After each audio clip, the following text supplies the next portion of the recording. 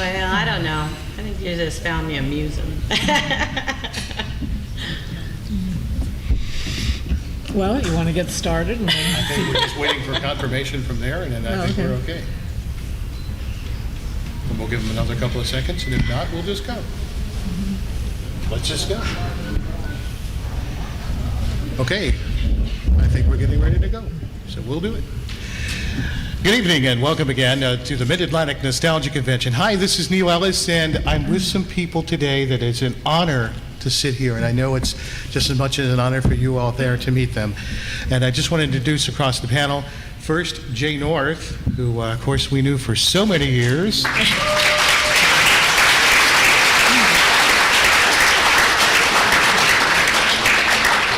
As Dennis the Menace, and then kind of his nemesis on the show, as it were, Jeannie Russell, and Jeannie Russell, there she is. Thank you so much.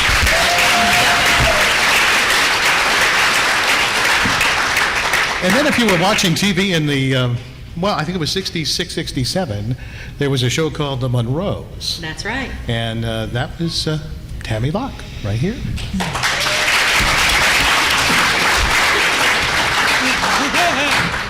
And what we're going to do, you know, I'll ask a few questions to get us going, and then after that, we really would like to have your participation. There's Ron. There he is!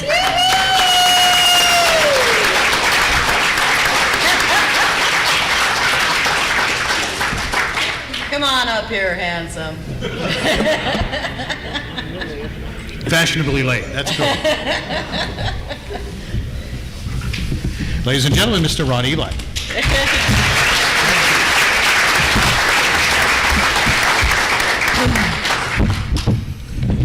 So I want to start by asking everybody, and we'll start with Jane and work back this way so we can do it in some semblance of order here. When you got in the business, what led up to getting to the role where you're at in Dennis the Menace, and was that indeed your favorite thing that you did? Well, basically, my family kind of shoved me into show business. I didn't make the decision to enter it on my own. And I worked for about 2 years before Dennis the Menace came along. I started at age 5 and did a couple of feature films and some television shows and commercials. And in 1958, they were screen testing for the role of Dennis the Menace to make the cartoon character into a live TV character. And I screen tested with this lovely woman here, and screen tested with Gloria Henry and Herbert Anderson, who were later to play my parents, and Joseph Kearns and Sylvia Field, who were later to play Mr. and Mrs. Wilson. And it was a challenging 4 years for me. I don't want to get too dark and heavy here because I'm going to try to keep it light, but it was a challenging 4 years. Yeah, Jeannie just said I better. So. or else. Or else, yeah. You can tell that women are still the boss in my life. But anyway, Dennis it brought millions of people joy and happiness and pleasure, and even though I personally suffered some problems with it, it was a wonderful experience because I got to meet people who I was very important to their lives, and I gave them joy and pleasure and happiness, Jeannie and I did, and it's really nice to see all the love and joy that I brought into people's lives, and for all of you to come up here and visit and meet me here at the convention. It's really wonderful. Amen.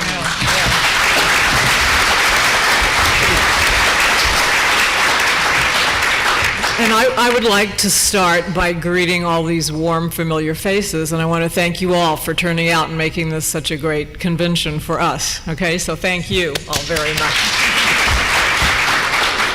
Well, I lived in the heart of Hollywood. My father was a singer. He was a letterman for a couple of minutes. He was one of Mae West's backup singers.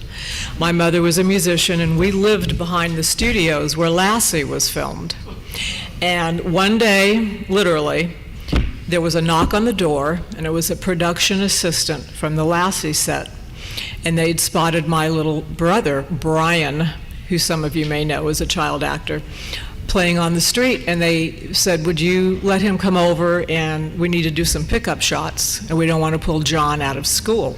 Well, they knocked on the right door. I had a very vaudevillian childhood, just like the film Gypsy. Singers were always over. Do you guys remember Purple People Eater, Sheb Woolley? One of my father's friends, he'd come over and my mother would work him out. And so once we met the provosts on the Lassie set, we started out as being extras.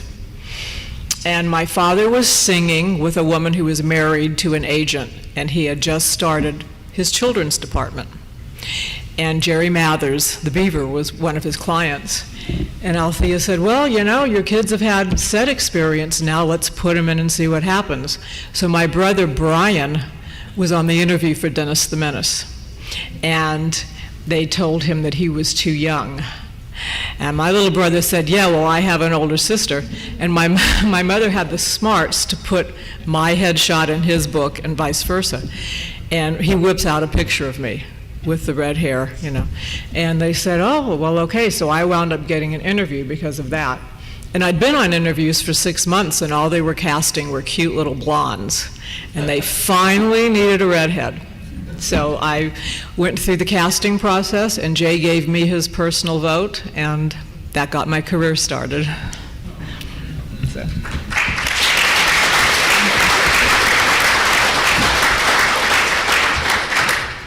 Okay, and Ron, if you can tell us. What was the question? The question was what led up, of course, to the role that you ultimately became famous for?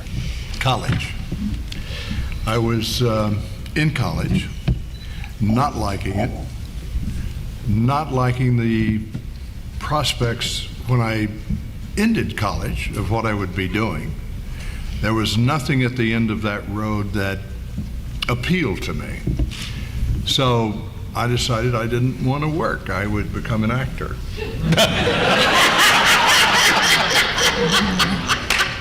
I love it. All these years, people ask me now, they say,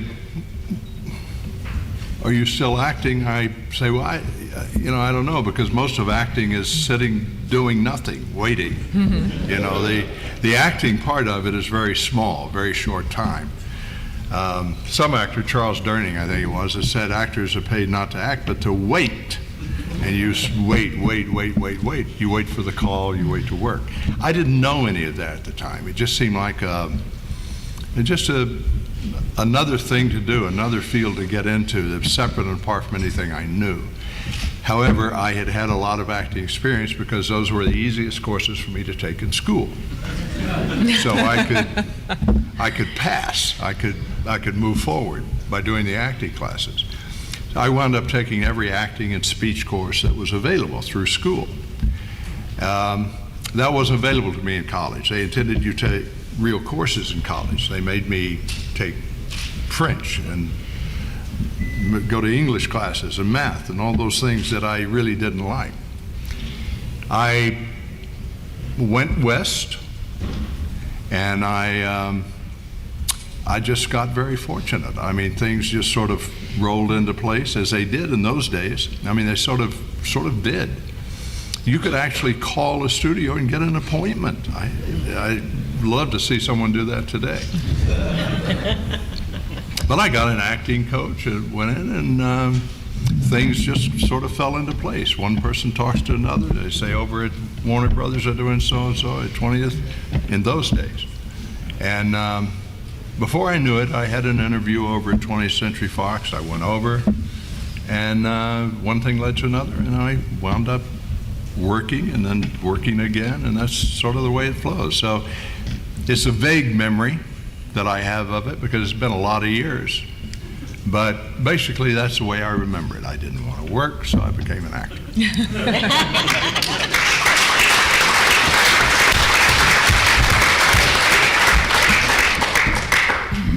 Okay. What led up to the role that made me famous? My mother, Lola, had an appointment with the president of 20th Century Fox one day, and the nanny wasn't there to take care of me, so I went with my mom.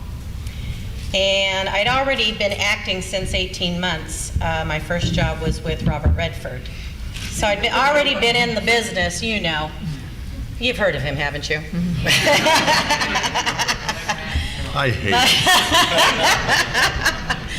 I believe I was 7, and so I went with my mom to this meeting that she had, and I literally, when she got into the office, I literally walked right past her. She's going to shake the hand of the president. I don't remember his name. You know, once you hit 50, all heck turns, goes downhill, This was 66, 67. Peter Stephanopoulos? I'm not sure. But it sounds very familiar, though. It's probably him. But it was so funny because she walked up to him, and I remember she was so nervous prior to. She was trying to figure out what she was going to wear that day. And she walks up to him, and she grabs his hand and says, hello, and introduces herself. And I just walked right past her. I grabbed his door, opened it, walked right into his office, went right to his desk, sat at his desk, took both my feet and put them up on his desk, kicked back, grabbed the phone, and pretended I was calling somebody. So he looks at my mom and he says, you know what? That girl's got guts. She's got gumption. He goes, if she can do that, she's got the role of Amy Monroe. No doubt. I'm not even going to cast. She's the one. So that's how I got Amy Monroe. All right.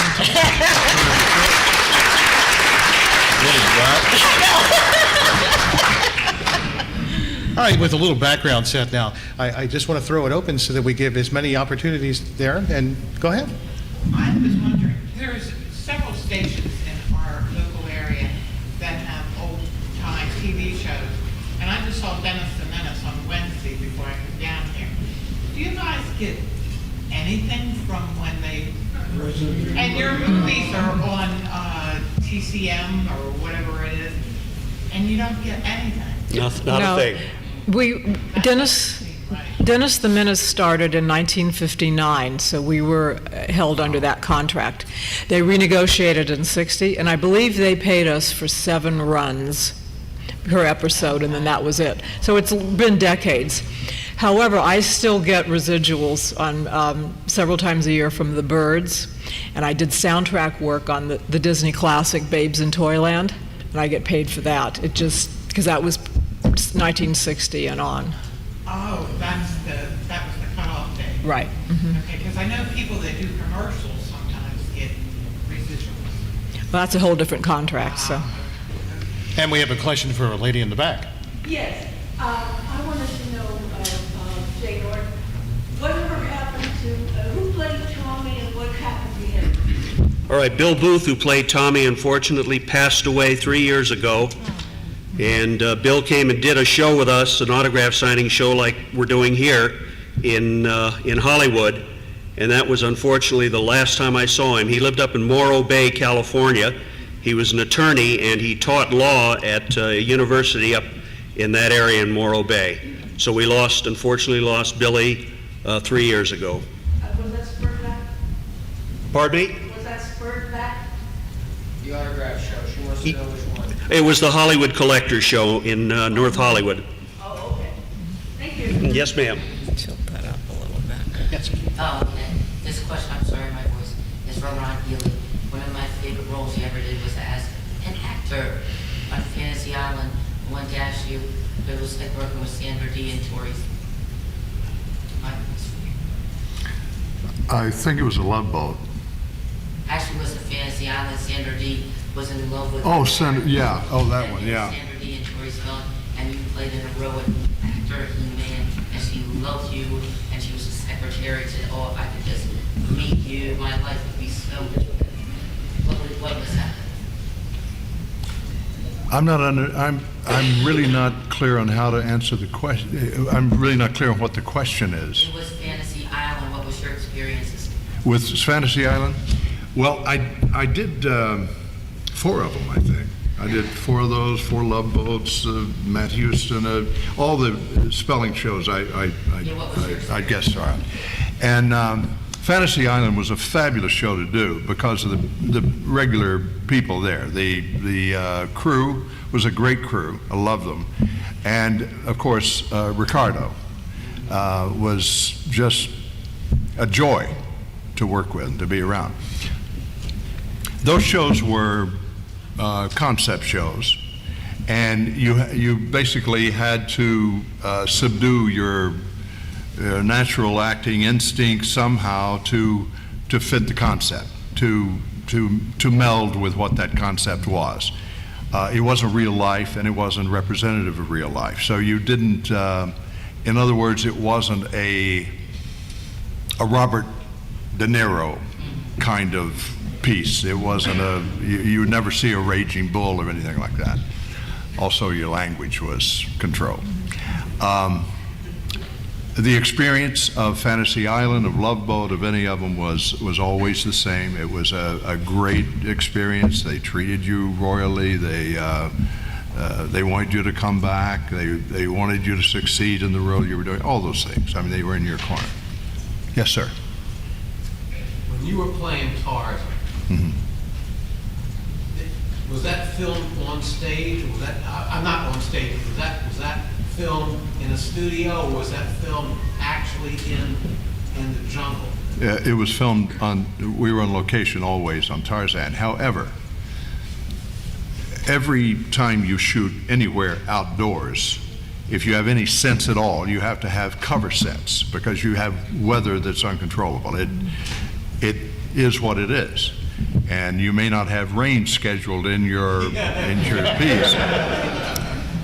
So you have to be able to shoot whatever interiors you have someplace, and we always had cover sets in whatever kind of studio we could get. In Mexico, of course, we had a wonderful studio in Churubusco Studios, so we always had cover sets there. We even had a jungle set in there for very close shots.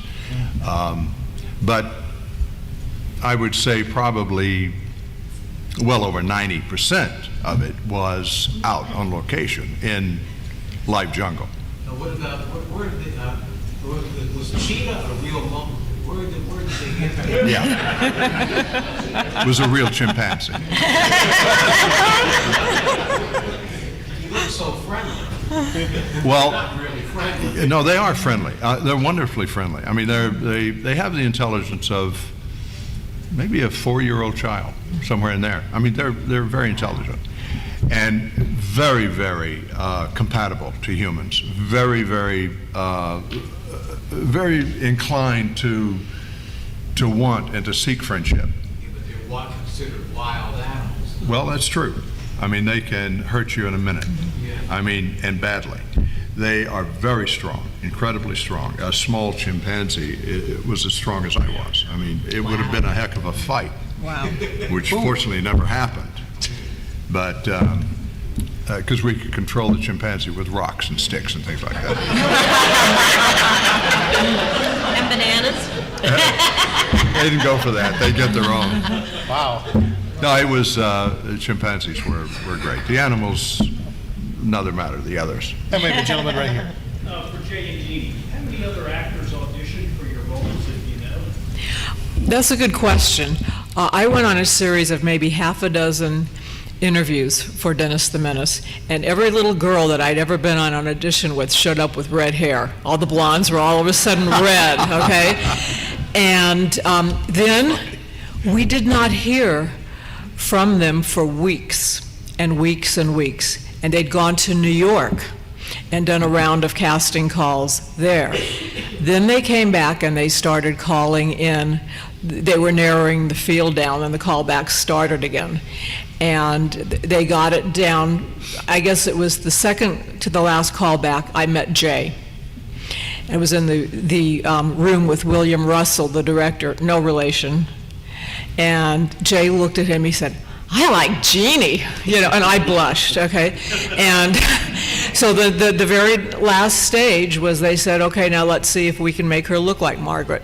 So I showed up on the sound stage and they put makeup and curls on and they put Jay and myself through some physical direction. I was to hold a cookie out, and as soon as he got close, I was yanked it away. And my mother was a Jane Withers fan. She liked Jane Withers instead of Shirley Temple. And she was my coach. So what you're seeing is Margaret was patterned on Jane Withers, and I've gotten to tell the lady that many times, and she thinks that's a real hoot. And Allison Arngrim told me before she got her job on Little House on the Prairie, she watched what I did. So the obnoxious little girl has sort of been handed down generation to generation. But so, and this is the honest to God's truth, got home from the sound stage, was sitting in my little red rocker in front of TV, and my grandmother was French. We had a lot of European type stuff, and I'm drinking a little juice glass of beer, okay, watching television, and the agent called and they said, Jeannie's got it. And I thought, okay, and my life changed. I have a question. Wasn't that in black and white? Yes. Why did they feel they had to copy the red head of the... Well, because Hank Ketchum owned the rights, and he was, to this day, Dennis the Menace is still being produced in cartoon strip. Yeah. So everything was patterned on the characters he created. In fact, that's why the run ended when it did, because we were getting too big to play the kids he was drawing, and he would not allow us to go through and develop into adolescence. I got it. So it was all on his work, and you couldn't tell my hair was red in the black and white, but it was, and they didn't put a wig on my head either. That represented 2 hours in the hairdressing chair, one the night before for pin curls, and then an hour before I would shoot as they brushed it around a stick. So. Wow. Yeah. The gentleman right here. This is for Ron. In Tarzan, do you ever keep in touch with the young boy that, I guess he played your son? Or No.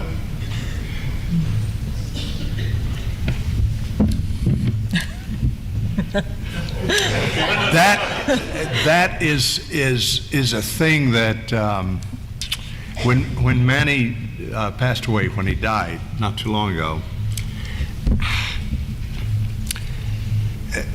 I suppose I regretted that then, but at the time he was a youngster, and he had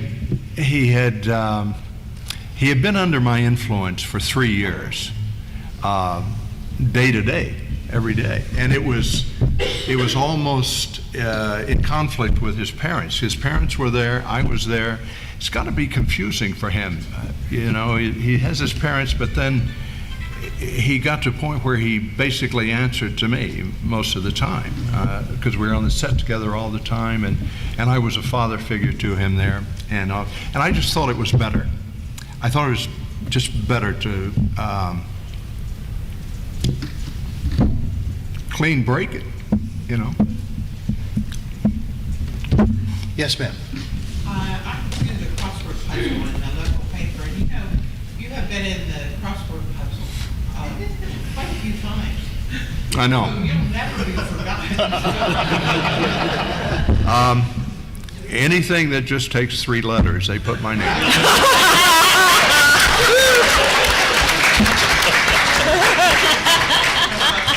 And the gentleman right here in the front row. Yes, this is a question for all the former child actors. How would you... I wasn't one of them. Well, I mentioned child actors because you were all school age. How would you describe the quality of the education you received while you were on the set? I mean, Interesting. That's an easy one, a lot better. Mm-hmm. One-on-one, pretty much, on set. I sat at Shirley Temple's desk, and there was only 5 to 7 kids in the room, and the teacher, and it was pretty much a one-on-one, a lot better. And I was enrolled in public school. I worked maybe once a month on the show, as a rule. So, and I was very shy, and in public school I would just sit there.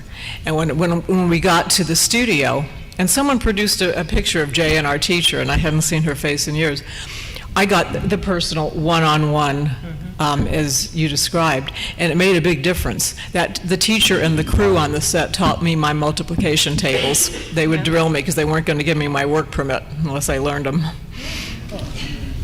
My experience was kind of bad because I wasn't a great student, and my mind was trained to memorize all that dialogue, And that was the primary focus. I did the schoolwork just to get by so I could keep my work permit going and keep working in the studios. But everybody wanted me to make sure I did well so I could work in front of the camera. But my mind was trained to throw stuff away because of all the dialogue that I had to learn for Dennis the Menace. So my education experience with the situation there on the set was completely different, and it wasn't a good one.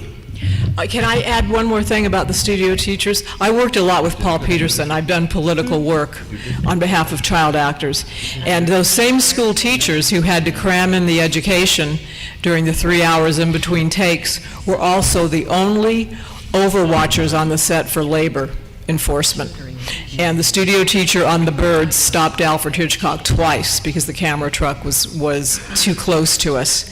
And if there was a question about working a child over hours, the call was made by the studio teacher. She would call the Department of Education. So there was really a double role there.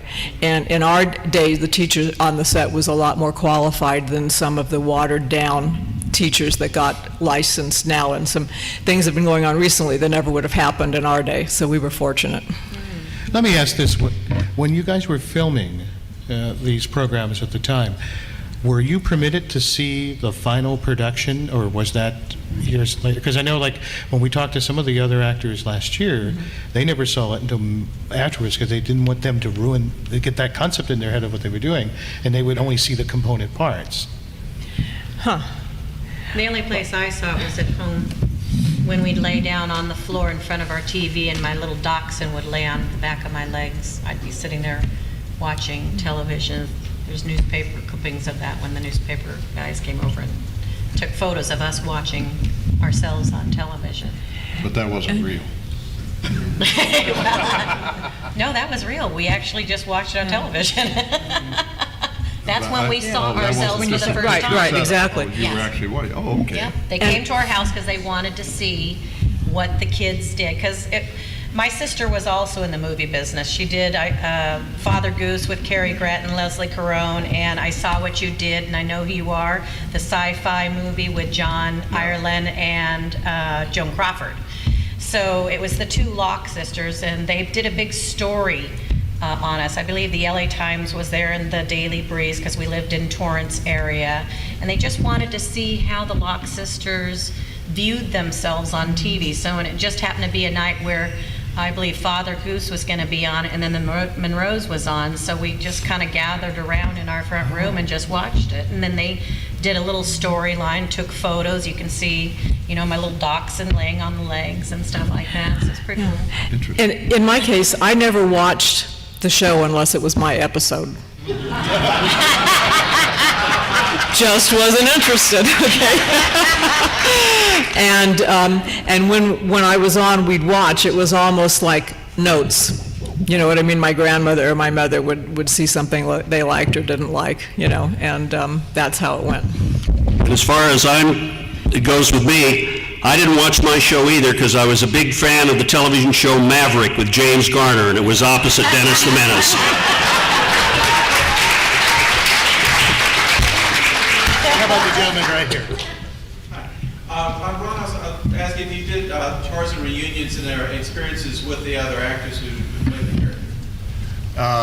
Actually, no. I try to avoid those. The thing is, once I got out of Tarzan, the whole trap of Tarzan fell on me in an interesting way. I never intended to do it. I never wanted to do it. It just kind of happened to me. And before I knew it, they were doing a test on me. And then the next thing I knew, I was on a plane, on a Varig plane to Brazil to start shooting it. Wow. It just happened, so it just rolled over me in a way, because they had come to me, they had offered it to me before as films, and I said no. I walked a wide path around it. How it kind of came to me was I wasn't working at the time, and what prospects were there. As an actor, you sometimes don't even know what's in the wind. And this kind of came in, it was positive, it was big, NBC was involved. We'll turn off all phones now, please. I'm at fault. The question was, It's all my fault. I didn't mean to. I'm no. sorry. I had lost the question a long time ago. Sorry. Please forgive me. No. I was just talking, trying to remember the question again. But did I answer the question? Oh, okay. He doesn't love me anymore now. No. The question I answered was better than the question he asked me, so that's better. I improved on your question, right? The gentleman right over here. This is Mr. North. I recall after Dennis the Menace, Maya, was it? Yes, Maya. Did you enjoy that? That was a very interesting show. That was a lot of fun. We shot that on location in India, and I met Sajid Khan, the Indian boy, and became a lifelong friend of his. And I really enjoyed working in India, and I really enjoyed riding those big elephants. The only negatives were having to work with snakes. And I worked with cobras and pythons and everything, every snake you could imagine over there in India. How long did that last? 2 seasons? It didn't even last one season. 18 episodes and we were gone. Okay, the gentleman there in the MANC shirt. This message for question for Tammy.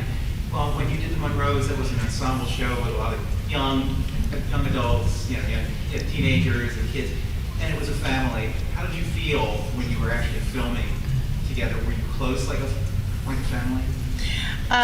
To tell you the truth, I had 2 sisters. And when I found out I'm going to have brothers, I was so excited I couldn't even tell you.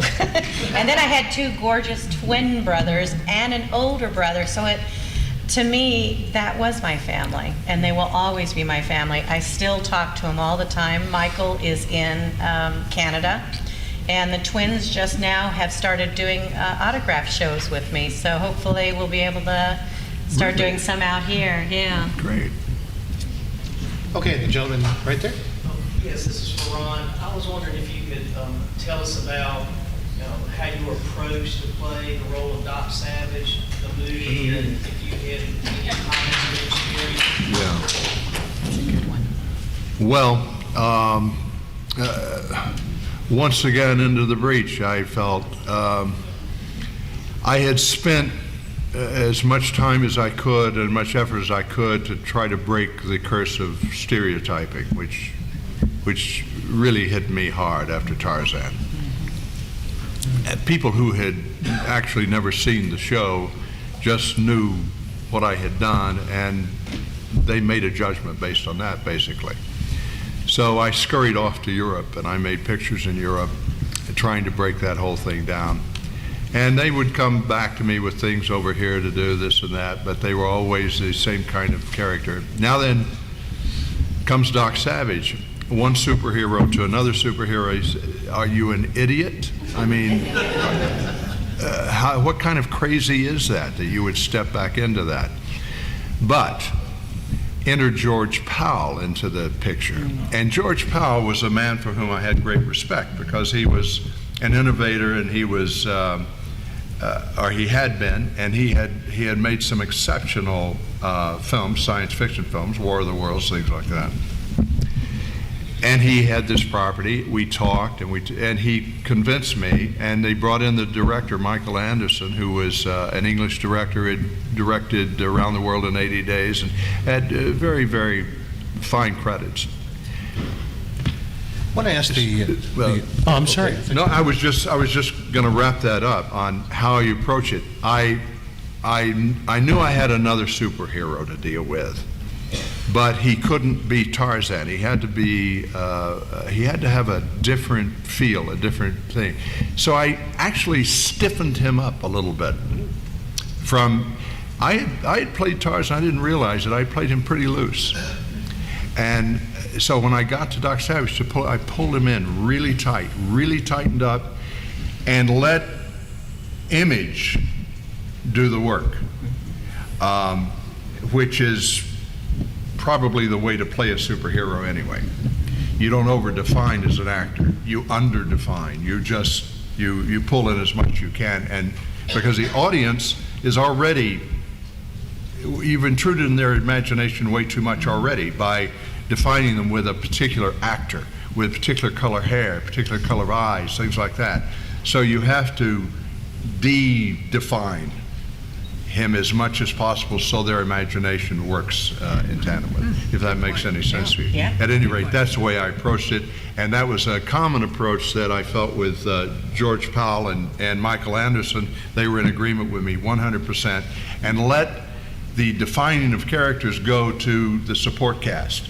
Let them define themselves and go over the top, if you will. I'm sorry. Was his son Michael Anderson Jr.? Michael Anderson Jr. is Michael Anderson's son, yeah. Well, that's who starred in the Monroes. Yeah, I meant to mention that and I forgot. I didn't know. I was still working on his question. I did it again? And I wanted to ask the child actors, now, the same thing can occur, not like a superhero thing, but now, if you're Margaret or Dennis the Menace or you're on the Monroes now, what does this do for the rest of your career? Was this a help or a hindrance? Well, I have a shorter answer. For me, playing the nasty little girl, it was, I believe, a hindrance. I never looked that way. I call that my Margaret drag. And I was made to look kind of funny and unattractive. And that did not serve me well as an adolescent in terms of translating into now ingenue roles, because in my head, I was a character actress. And it was kind of hard to separate that. So in my case, that was a little tough. And Patty McCormick, who starred in The Bad Seed, confided in me. We talked about this on a talk show once. She said, "You're not the only one who had that problem of, overcoming the nasty girl image." Well, I was totally typecast as Dennis the Menace. I was fortunate to be able to work for another couple of years, but when I came back from India in 1967, it was the hippie counterculture movement, and I was a very clean-cut, straight arrow kind of guy, and they were hiring hippies. They were people who looked like hippies, actors who would grow their hair long, and they said to me, "You're just too squeaky clean. Everybody remembers you as Dennis the Menace." So I was pretty much dead in the water. And I never really wanted to continue my career. My passion and love was sports. And my dream was to play left field for the Boston Red Sox and be out there with a green monster, as they call it in Boston. That's awesome. How'd that work out? I never made it to Fenway Park. Oh, my goodness. Did it hinder me, did you say? I'm sorry. Or did it, or in some ways, was it the launch to the career? Or what did you think it would have been if you hadn't happened? Well, when I finished the Monroes, I believe I did Clint Eastwood's Hang 'em High right after that. So, and then unfortunately my mom and dad got divorced and pulled me out of the business, but that didn't stop me because I just kept continuing on in the entertainment area, because my father taught us two things, taught all of us girls two things, and I'll always remember it for the rest of my life, and that's can't got stuck in the mud, and it's still there. So if can't is in the mud, that means I can do anything. So he'd always remind me whenever I'd turn to him and I'd say, "I can't do that, Daddy." He says, "Honey," he says, "Tammy, now you know, little girl, can't got stuck in the mud and it's still there." So that just flipped my thought process, and I was able to go out and do anything that I wanted. And at that time, I was doing a lot of singing, so I started doing, I trained myself how to sing. I started with Patsy Cline and went on to Diana Ross and Barbara Mandrell and people like that. And then I just practiced every single night. And then, of course, to get the volume that I had a dog, a Dalmatian dog that used to run away and be, a gigolo kind of thing. And so I'd stand outside and I'd scream for my dog. Well, sooner or later, a couple weeks down the line, they could hear me 3 blocks away. So, but I never, since my father taught us, can't got stuck in the mud, it's still there, I just never looked back. I always looked forward, knowing that I could do anything. And if you don't ask, you'll never know. So that's what I did. And then I started professional roller derby, and I'd had my own radio show, the Tammy Jean Show, and I toured with the famous Tex Williams Band, and I just kept going. And that's how I did it. That's right. Well, Really? was your move to face the music and other Hollywood squares a way of trying to break the typecasting? Yeah, absolutely. Is it something that you instigated, or you just Well, no, they offered it? had been coming to me. I used to pick up the microphone. I used to play a lot of tennis tournaments and golf tournaments and what have you. And if things would get dull on the tennis court, and whoever, I'd take over the chair, and I'd start calling the match. And I would make the match as much fun as I possibly could, especially if friends of mine were playing. Sometimes it didn't work out well. I had Lloyd Bridges and Bill Cosby both wanting to kill me one day, but the fact is, it made them understand they were not out there playing like professional tennis players. They were out there playing to entertain, and sometimes we as actors get all caught up in it. We think we're more than we are, and we take ourselves too seriously, and so it's not fun anymore. So I was simply trying to make fun. Well, as a result of that, a lot of people would see that, and they started coming to me and say, you should do a talk show, you should do this, you should do a game show. So finally, after I'd been hit on for game shows for quite a while, I began to look at it as maybe what I should do to break this whole action-adventure guy stereotype that I had on me. And it worked. I did it. And then they come to me to do the Miss America pageant. And I'm doing the second year of the Miss America pageant, and I suddenly said, oh my gosh, now I'm this.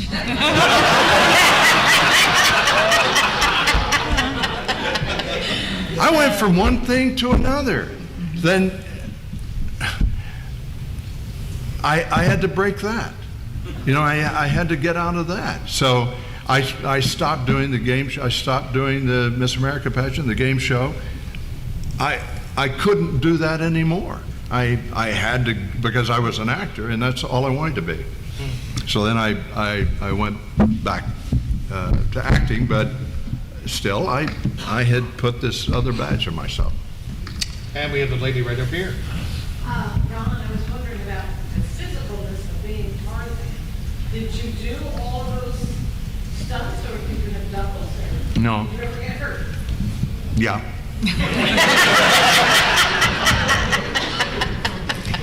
No, I didn't have a double, and I got hurt a lot and badly sometimes. But I don't know. That it was a time we didn't have. For instance, we didn't have computer-generated imagery, and if we had had that, I mean, I wouldn't have had to have done the things I actually did. We could have pretended I did them and had do it in a computer, like you see in everything today. I mean, it's hilarious to hear actors go on, and say, "Yeah, I did my own stunts." No, you didn't do your own stunts.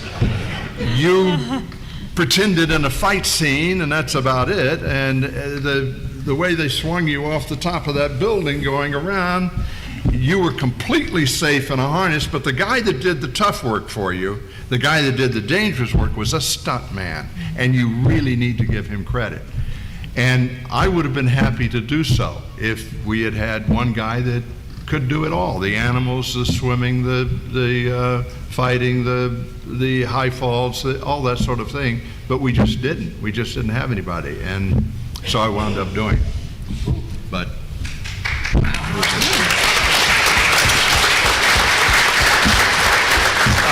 actually, no, it's not. Actually, you should be looking at me like I am the biggest fool that ever was. Truly. How about the gentleman there on the left side? Yeah, in the film we just saw in the other room, there was a fight with you and the lion. Can you comment on that? Are you talking to me? I thought you were doing No, it wasn't. We didn't. You talking to me? Are you talking to me? I'm sorry. I got carried away myself and didn't hear you. No, but just saw a film in the other room. I think it was Tiger. Oh, right. Ooh, oh. Eye of the Lion. Eye of the Lion. Eye of the Lion? Or, With the blind girl. oh, yeah. Oh, yeah, okay. A question on that? There was a fight between you and a lion. Right, Comment. right.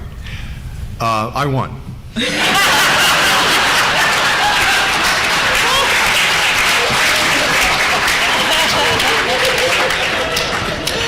Not by a lot.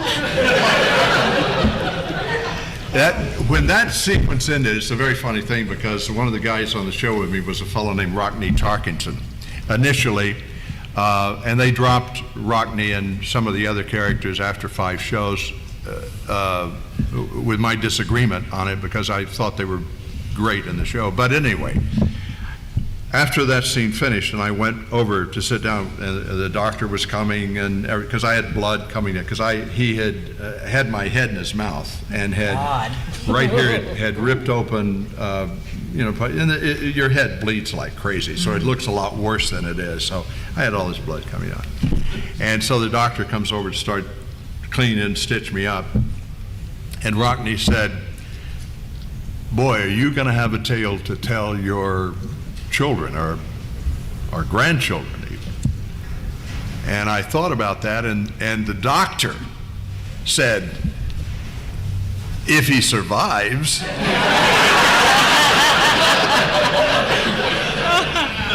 I said, "You're the doctor. You're supposed to be encouraging me.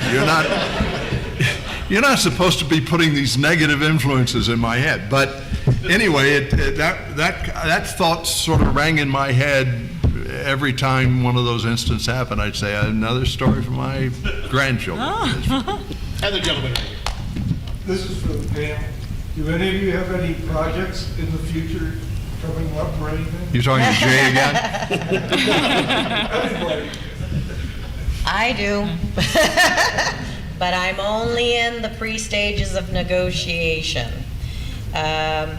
Recently, I was contacted by the World Federation of Roller Derby, and I've been singing their national anthem for their games. And since I was a Detroit Devils,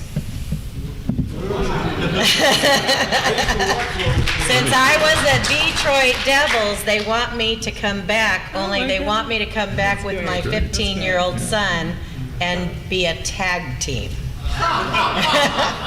Now, mind you, John Hall, the famous John Hall and Ralphie Valadares taught me how to skate back then. The person that's teaching my 15-year-old son now is Ralphie Valadares' daughter. So everything's coming full circle. Well, we live in Harrisburg, Pennsylvania, and at the farm show, the Philadelphia Warriors used to come and maybe once a month or a week and roller derby. Yeah. I used to go just about everything. Now, I never toured with them. I always stayed at the famous Olympic Auditorium, and that's where most of the fights really came out, and that's where a lot of the fans chose to go to because of how brutal it was back then. It really was. Most of the time, you hear about the wrestling and it's all scripted. Well, the roller derby thing was supposed to be scripted too, but one day it wasn't, and I'll never forget because I was a jammer, and if you know roller derby, you have to put the helmet on, you have to start from the back of the pack, you have to pass the pack, come back around, and then anybody on the opposite team that you pass, that's a point. Well, it was supposed to be me against the LAT Bird Girl, and we were supposed to fight back and forth, doing, just kind of like bumping them and stuff like that. She was supposed to fall down, and I was supposed to take the lead, and then she was supposed to get up and then take after me again, but I was supposed to win the points. She decided that she didn't like me because I guess that day she heard that I was a child actress. So she grabbed me and she threw me up and over the rails. Oh, my God. And I landed on these folding chairs and almost broke my back. Well, I was, needless to say, more madder than a hornet's nest. So I got up, I grabbed, since I was raised on horses, we used to grab the mane and throw ourselves over. So I grabbed the railing, threw myself over, and I tore after that young lady, and I grabbed her and I grabbed her and threw her into the infield, and I literally jumped on top of her and grabbed both of her sides of her hair and started beating her head into the ground because she did something wrong to me. And then Thank you so much. I need therapy. Yeah, you do. But it was so funny because they're filming this thing and it's on television. John Hall's supposed to be the coach for the LET Birds, but when he saw me on top of his skater, he grabs me, he throws me over his shoulder. He's like, Tammy, you're not supposed to do that. And I'm flailing my arms and kicking, trying to kick him. Let me down, let me at her. And he's saying, you're not supposed to do that. I said, well, then tell her that. She was the one that didn't follow the script. Could we ask who this was? I can't remember. I've been trying, John Hall is still alive, and I was talking to him the other day because it's such a huge memory in my head because that was one of the favorite stories that my father used to tell all of his friends whenever they'd come over, was the day that he was at the Olympic Auditorium and saw that fight. But John doesn't remember which girl it was. It was one of the famous ones, though. Maybe Shirley Jackson. I'm not sure. Debbie Garvey or somebody like No, that? Debbie Garvey was on my team. She was the Detroit Devils before she became an LA Teamer. Yeah, she was Teamer later. John Trotter still skating? Pardon me? John Trotter? Who? Trotter? John, I think it was John Trotter? Trotter? Sally Bay. I don't think so. It's all a new team. The people that are still there is, the one that I remember was Skinny Minnie Miller. She's still there. Yeah, Skinny Minnie Miller. She's still there. She does skate every once in a while. There's nobody really there that was from a long time ago. Mostly it's Ralphie's daughter and Ralphie's granddaughter, Ralphie's grandson, and mostly new people. It's nobody of the old age except for Skinny Minnie. She's actually the only one. Yeah, I know. So do I. And the lady right over here. What happened to the man that really played George Wilson and all of a sudden Gail Gordon was in? Yeah, well, Joe passed away very suddenly. He was our beloved Mr. Wilson, and it was a shock to all of us when he died suddenly of a cerebral hemorrhage. And During the show, Jay? Yes, during the show, yeah. And toward the end of the third year, and we shut down production. We didn't know what the heck we were going to do.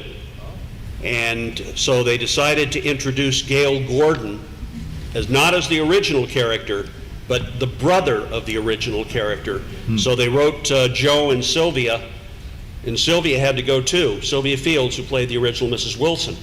They had to write her out too, and it was kind of a blow to everybody to have her gone because Sylvia was very beloved by the cast. And Sarah Seeger and Gail came in, and the lady who played my mother and father on the show, Herb Anderson and Gloria Henry, they loved Sylvia so much that they kind of resented Sylvia leaving and Sarah coming in, but we had to do it because we had no choice. So, but we got along very well with Sarah and Gail, and they were very sweet. And Joe Kearns would he'd go off into his dressing room in between takes while we were setting up. But Gail was always out there talking to everybody, interacting with everybody, and we had a good time. We had a good time with both. I miss both of them very dearly. Yes, sir. A question for Gene. Working with on the birds, you tell us anything about Alfred Hitchcock, and also the attack scenes with the birds and how they did. Okay, yeah. I was on hiatus from Dennis the Menace at the time, and I had a one-on-one interview with Alfred Hitchcock in his office. Wow. And there he was, sitting behind his desk, and there were storyboards all over the walls of kids with their eyes gouged out, you know, foggy atmosphere. And horror was my favorite genre. I'd sit there watching Chiller and any, Vincent Price movie I could. And I said, I love horror. I said, I haven't done any horror yet, but I really want to. And he's going, like that. So we get the call that afternoon. Jeannie's got the job. You're going to Bodega Bay on Monday, and you'll get a script when you get up there. Well, arrived in Bodega Bay, and they had cast about maybe half a dozen Hollywood kids who worked a lot.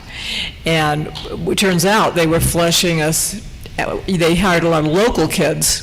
This was the schoolhouse sequence that I was in. Well, once we were on set with Alfred Hitchcock, he wouldn't speak to us, he wouldn't look at us. He'd be walking and he'd look straight ahead and we'd go, "Good morning, Mr. Hitchcock," because we were used to, the Hollywood kids were used to interaction with directors. He would ignore us, and finally his AD would say, "Good morning." And so we started running down the hill, and Tippi Hedren, as you remember, was one of the stars, and Suzanne Plachette. Now, Suzanne Plachette was the salt of the earth, just wonderful and warm, and Tippi, was his star.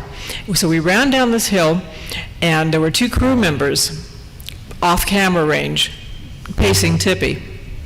And a kid would fall and take out another kid, and very often Suzanne was the first one to aid a child that fell.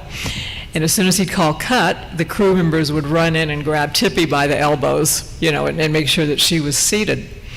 Well, we did it a couple of different ways. First with no birds, and then for certain angles, they strapped a mechanical bird on the Hollywood kids. Okay, so I had a bird perched on my shoulders, rigged under my sweater. Started down the hill and I flicked the switch. First time down that, and it's like that. First time down that hill, it drew blood. As you said, Ron, scalp wounds bleed profusely. So they had to tape the bird's beak and sort of reset him on my back. And as I mentioned before, the welfare worker, the studio teacher, would not let him get as close to the kids as he wanted to be. And in those days, directors either rode the camera dolly or they rode the camera truck. There was none of this video village removed. And, Hitchcock was up there like God on this big camera truck, and she said, no, a kid's gonna get hurt. So as a result, when they got back to Hollywood, they did process shots on a soundstage, put kids on a treadmill, and got in closer. And plus that, he superimposed footage of birds on the whole thing.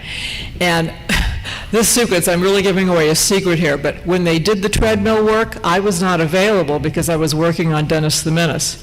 So they slapped my wardrobe on another child.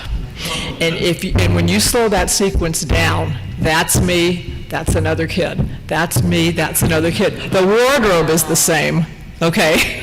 But there are two different actresses in it. And it was that whole sequence was a big cut and paste job. But it was a blast, and I didn't think it was scary at all. And I'm sorry he didn't use music, because I think music adds to it. In fact, the only music in that film at all is what we sang in the schoolhouse, the jingle that we were singing as Tippi Hedren arrived. And I think we have time for one more question. I think the gentleman here had his hand up. Well, as a follow-up to what Jeannie was just talking about, it seems that safety is probably paramount when we're dealing with child actors, and even today. I'd like to ask Jay, Jay, your Dennis Menace was hyperactive. You're always running around, buckets dropping from ladders. I mean, tree houses, dogs. Did you get hurt at all? I mean, I don't want to be negative, but did you suffer any injuries or anything? The only injury I suffered was one time I was on my lunch break with Bill Booth, and I decided for some reason we were going to run a race. and we were on near the studios where we shot Dennis the Menace. And he and I just took off and started running, and my aunt was screaming, "Jay, slow down, slow down." Well, I ran into a trash can and split my chin open. But this did not happen on the set, but it held up production for a week. So they weren't too happy with me, that's for sure. Hey, by the way, who's that guy in the back there wearing the Philadelphia Flyers t-shirt? I'm a Boston Bruins fan.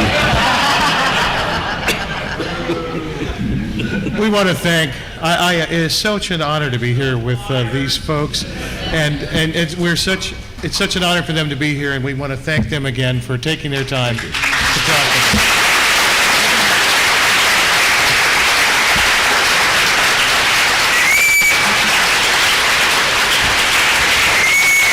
Joe, you won the race. I won the race, yeah. Where's my chin open? I won the race.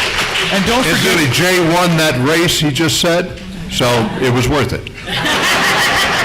And don't forget to visit all the stars down at their tables downstairs. I'm sure they'll be happy to greet you, and thanks for coming. Thanks, everybody. Thank you all. Goodbye, all. Oh, okay. I think we better. Standing or